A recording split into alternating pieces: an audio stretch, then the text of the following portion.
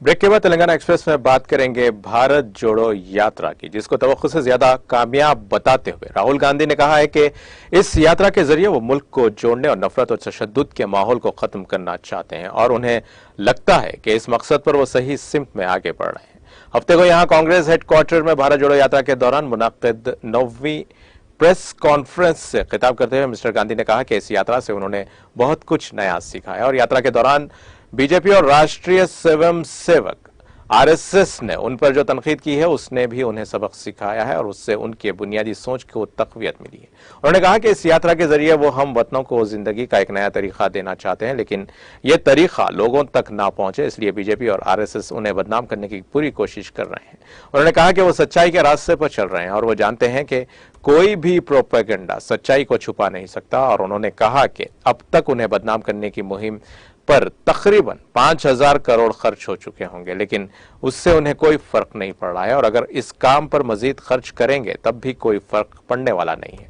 Opposition leaders के बारे में उन्होंने कहा कि पूरा अपोजिशन एक साथ खड़ा है और वो इन तमाम लोगों का खैर मकदम करेंगे जो भारत जोड़ो यात्रा में शामिल होना चाहते हैं। जो लोग हिंदुस्तान को मुत्तहिद करने की बात नहीं करते, नफरत और तशद्दुद फैलाने में यकीन रखते हैं, वो लोग यात्रा में उनके साथ नहीं चल सकते।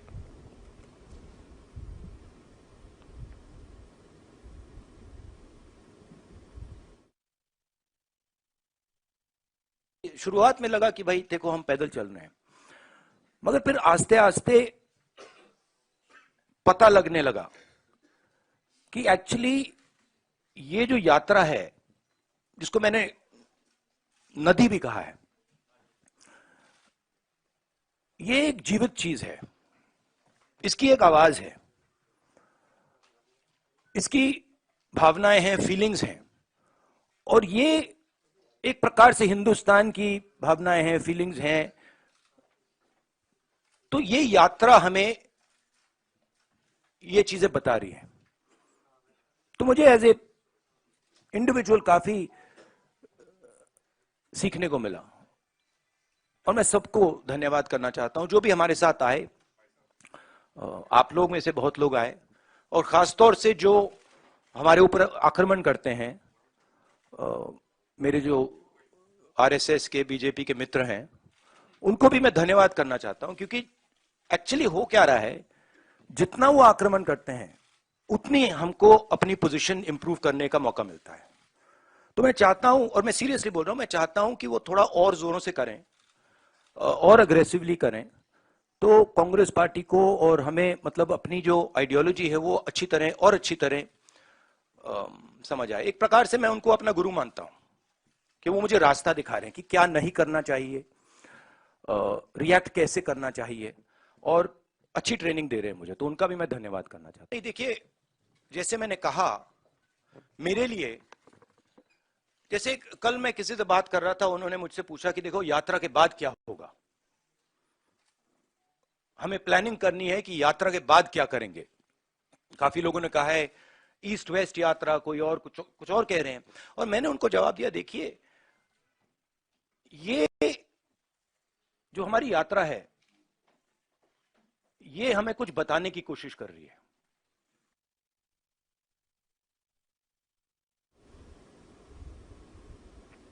एनसीपी के तर्जुमान महेश तापसे ने हफ्ते को मोदी हुकूमत को निशाना बनाते हुए कहा कि मरकजी हुकूमत 2022 में अपने वादों को पूरा करने में पूरी तरह से नाकाम है और तापसे ने अपने बयान में कहा कि अब जबकि हमारे पास 2022 में सिर्फ चंद घंटे बाकी हैं, अब वक्त आ गया है कि मुल्क बीजेपी हुकूमत के वादों पर एक बार फिर नजर डाले। और उन्होंने कहा कि 2022 के वादे के मुताबिक मजमूई घरेलू पैदावार जीडीपी 10% के मुकाबले में 6.5% है और किसानों की आमदनी दुगनी नहीं हुई और ना ही उन्हें आबपाशी के लिए 100% रकम मिली है। मोदी हुकूमत पर निशाना लगाते हुए उन्होंने कहा कि 2022 में सबके लिए मकान का वादा कहां पूरा हुआ। एनसीपी लीडर ने पूछा कि ग़िज़ाई किल्लत का खात्मा 24 घंटों और 7 दिन बिजली, तमाम ग्राम पंचायतों में 100% ब्रॉडबैंड कनेक्टिविटी के साथ साथ सभी के लिए डिजिटल खवानदगी और 5,000 बिलियन और 5 ट्रिलियन डॉलर की मईशत के वो दावे कहां हैं जो हुकूमत के जरिए किए गए थे। मोदी हुकूमत तापसे ने बताया कि बीजेपी हुकूमत ने तकरीबन 10 लाख करोड़ रुपए के बैंक कर्ज के बारे में लिखा है और यह कि बुनियादी तौर पर किसानों और छोटे ताजिरों को कर्ज का फायदा नहीं मिला। कोलेट्रल फ्री तहफ़्फ़ुज़ कर्ज के लिए छोटे दरमियाने दर्जे की एंटरप्राइजेस स्कीम सिर्फ कागजों पर जाहिर हुई है, क्योंकि बैंक इन दस्तावेजात पर गौर करने से इनकार करते हैं। और उन्होंने कहा कि बीजेपी के 8 साल के दौरे हुकूमत में मरकजी हुकूमत का कर्जा 80 लाख करोड़ रुपए तक पहुंच गया और करंट अकाउंट खसारा पड़ने से अमेरिकी डॉलर 82 रुपए से ऊपर पहुंच गया है। और उन्होंने कहा कि 2022 में ही तकरीबन 2 लाख हिंदुस्तानियों ने अपनी शहरियत तर्क करके दूसरे मुमालिक में अपनी शहरियत ले ली है, जो मरकजी हुकूमत की नाकामी को जाहिर करता है।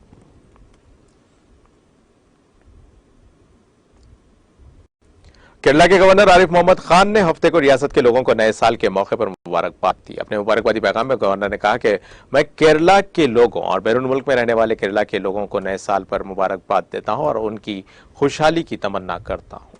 मेरी आरजू है कि साल 2023 केरला की तरक्की के लिए हमारे ख्यालात और कोशिशों के इत्तेहाद को मजबूत करे और नया साल हमारी रियासत में सबके लिए खुशहाली, मसावत और भलाई और भाईचारा लेकर आए।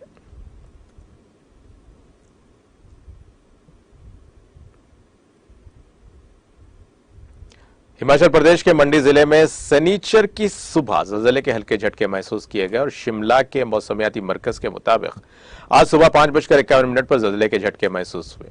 रेक्टर स्केल पर ज़लज़ले की शिद्दत 2.8 रिकॉर्ड की गई और ज़लज़ले का मरकज सुंदरनगर कस्बे के नालो गांव के करीब 31.46 शुमाली अर्ज़ बलद और 87.98 मशरक़ी तुल बलद पर जमीन की सतह से 5 किलोमीटर की गहराई में था। अब तक मौसूल होने वाली इतलात के मुताबिक ज़लज़ले से कोई जानी या माली नुकसान नहीं हुआ है। गुजरात के नवसारी जिले में हफ्ते की सुबह एक जबरदस्त सड़क हादसा पेश आया और यहां नेशनल हाईवे पर एक फॉर्च्यून कार और एक लग्जरी बस के दरमियान टक्कर हो गई, जिसमें 9 अफराद की मौत जबकि 30 से ज्यादा लोग जख्मी बताए जा रहे हैं। जख्मियों को इलाज के लिए हॉस्पिटल दाखिल कराया गया और बताया जा रहा है कि बस अहमदाबाद से वलसाड़ जा रही थी और रिपोर्ट के मुताबिक यह हादसा नवसारी जिले के वैसवा गांव के करीब पेश आया। बस नेशनल हाईवे पर वैसवा गांव के करीब पहुंची ही थी कि मुखालिफ सिम से आने वाली फॉर्च्यून कार से टकरा गई। तसादुम इतना जबरदस्त था कि कार के परखचे उड़ गए। मुकामी लोगों ने मौके पर पहुंचकर जख्मियों को कार और बस से बाहर निकाला और पुलिस को इस हादसे की इत्तला दी।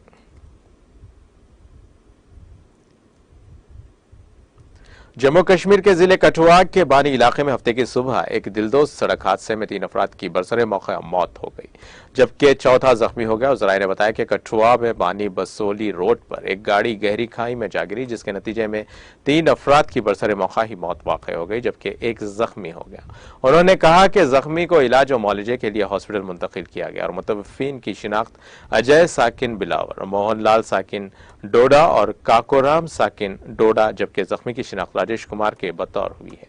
दरियासरा पुलिस ने हादसे की तस्दीक करते हुए कहा कि इस सिलसिले में एक केस दर्ज करके कार्रवाइयां शुरू की गई।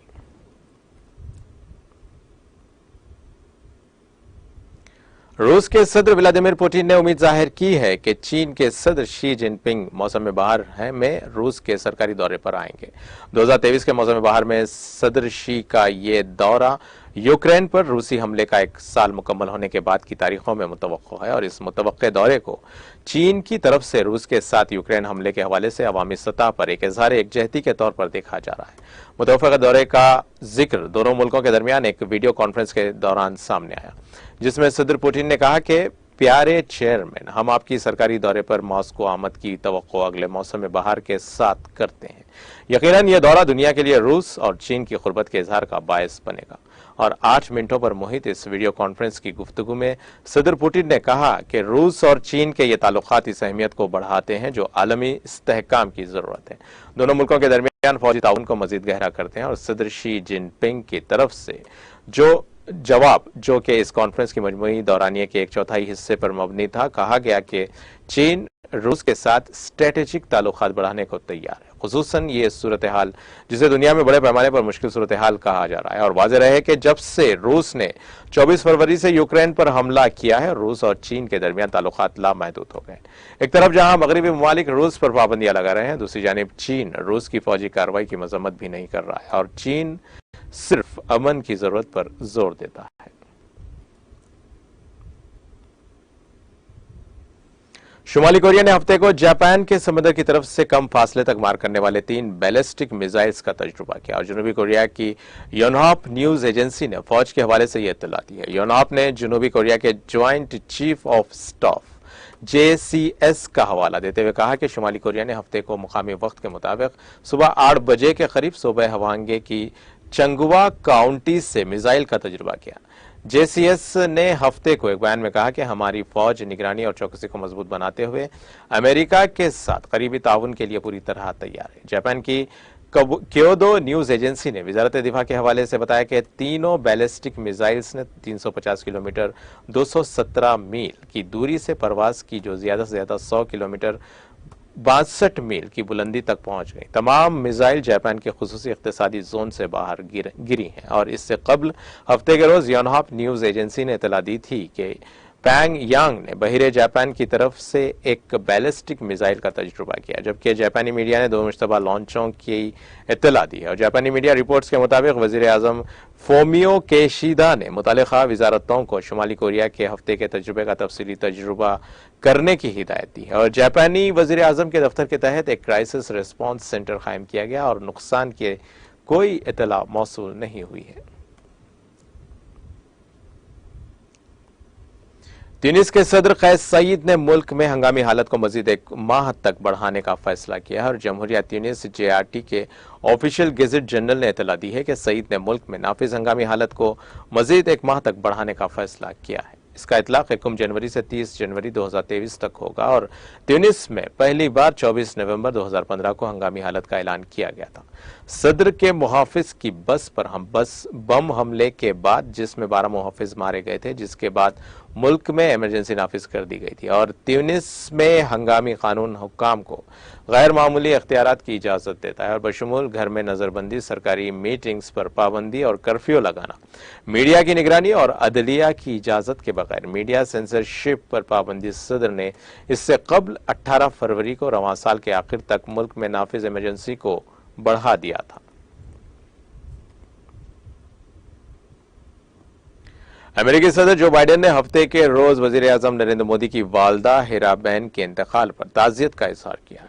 बाइडेन ने आज ट्वीट किया कि मैं और जिल बाइडेन वजीर आजम नरेंद्र मोदी की वालदा हिराबेन के इंतकाल पर अपने गहरे रंज और गम का इजहार करते हैं। उन्होंने कहा कि हमारी दुआएं इस मुश्किल वक्त में वजीर आजम और उनके अहले खाना के साथ हैं और वाज़ेह रहे कि मोहतरमा हिराबेन का जुमे की अलग सुबह अहमदाबाद के एक प्राइवेट हॉस्पिटल में इंतकाल हो गया था और वो पिछले कुछ दिनों से बीमार थी।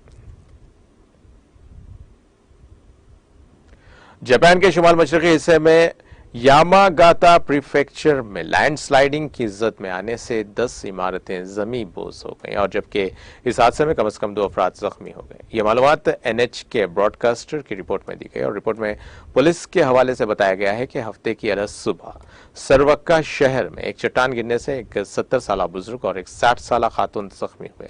दोनों को हॉस्पिटल में दाखिल कराया गया और लैंड स्लाइडिंग के बायस पहाड़ी का मलबा मकानात समेत 10 इमारतों पर गिरा और तमाम इमारतें मलबे तले दब गई। बताया जा रहा है कि मलबे तले दबे कुछ मुकामी लोगों को बाहिफाजत बाहर निकाल लिया गया है और सर्च ऑपरेशन जारी है। और अब आइए आखिर में डालते हैं हेडलाइंस पर एक और नजर। डॉक्टर का पेशा इंतहाई अहमियत का हामिल जो इंसान की जिंदगी बचाने में अहम किरदार अदा करता है। डॉक्टरों को तकर्रुरनामे हवाले करने के बाद रियासती वजीर हरीश राव का खिताब। तमाम तबाहशुदा सड़कों की मरम्मत की जाए, पंचायत की नई इमारतों की तामीर में तेजी लाई जाए। वीडियो कॉन्फ्रेंस के जरिए ओहदेदारों को रियासती वजीर दयाकर राव की हिदायत। तेलंगाना हुकूमत ज़राअत के शोबों को दे रही है तरजीह। वनपर्ती जिले में आबपाशी के लिए पानी का इखराज के बाद रियासती वजीर निरंजन रेड्डी का खिताब। अंजनी कुमार ने प्रगति भवन पहुंचकर वजीर आला KCR से की मुलाकात। DGP का मौका देने पर वजीर आला से किया इज़हार तशक्कुर। KCR ने भी उन्हें दी मुबारकबाद। अंजनी कुमार ने तेलंगाना के इंचार्ज DGP की संभाली जिम्मेदारी। DGP महेंद्र रेड्डी सबकदोशी के जिमन में विदाई तकरीब, पुलिस के आला अहदेदारों की शिरकत। देवेंद्र सिंह चौहान ने रच्चाकुंडा पुलिस कमिश्नर के ओहदे का लिया जायजा, महेश भागवत ने देवेंद्र सिंह को सौंपी जिम्मेदारी। शी जिनपिंग का दौरा दुनिया के लिए रूस और चीन की गुर्बत के इजहार का बायस बनेगा, रूस के सदर व्लादिमीर पुतिन का बयान।